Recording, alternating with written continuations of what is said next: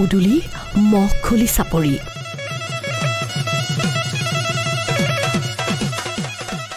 মিচিং কনে বৰদৈ চিখলাইহঁতো আহিছে ন সাজে সাজি মিচিকিয়াই আহিছে বহাগৰ নাচনী সৌ তাহানিৰে পৰা এই ঠাইতে বহে সমন্বয়ৰ মেলা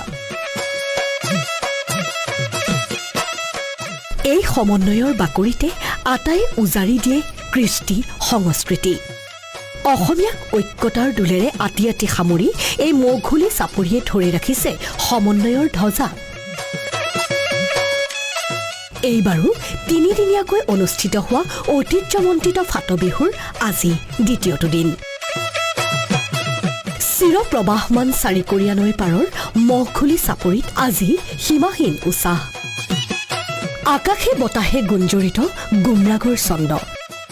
ঐনিতমৰ সুৰে সুৰে কঁকাল ভাঙি মতলীয়া মিচিং নাচনী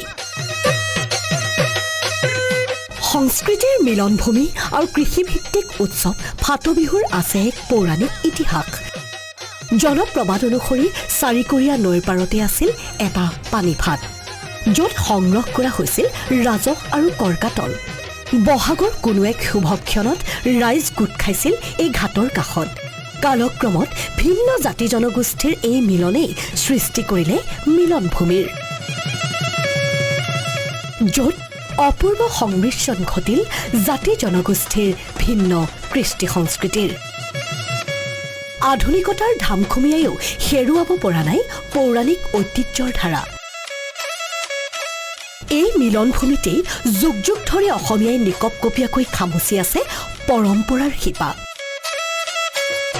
কপৌফুল আৰু গছপুলি ৰোপণেৰে আৰম্ভ হোৱা দ্বিতীয় দিনৰ কাৰ্যসূচীত আজি অনুষ্ঠিত হৈছিল গামোচা প্ৰতিযোগিতা দুপৰীয়ালৈ হুঁচৰি পৰিৱেশনেৰে প্ৰতিটো জনগোষ্ঠীয়ে বোৱাই দিলে সংস্কৃতিৰ নিজৰা অসমৰ দুই নক্ষত্ৰ সুধাকণ্ঠ ডক্টৰ ভূপেন হাজৰিকা আৰু প্ৰাণৰ জুবিনলৈ শ্ৰদ্ধাঞ্জলি অৰ্পণ লগে লগেই কৰা হ'ল প্ৰতিমূৰ্তি উন্মোচন দ্বিতীয় দিনা মহখুলি চাপৰিলৈ গাত পৰম্পৰাগত সাজযোৰ মেৰিয়াই ঢপলিয়াই আহিল জাক জাক নাচনী অসমীয়াক চহকী কৰি ৰখা এয়াই কৃষ্টি সংস্কৃতি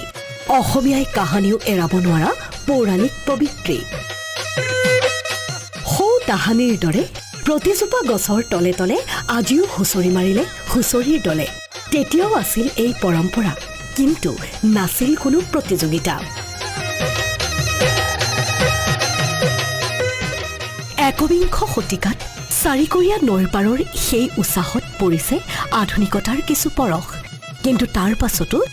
হেৰাই যোৱা বা হেৰাই যাবলৈ দিয়া হোৱা নাই ফাটবিহুৰ সেই পুৰণি মাদকতা আজিও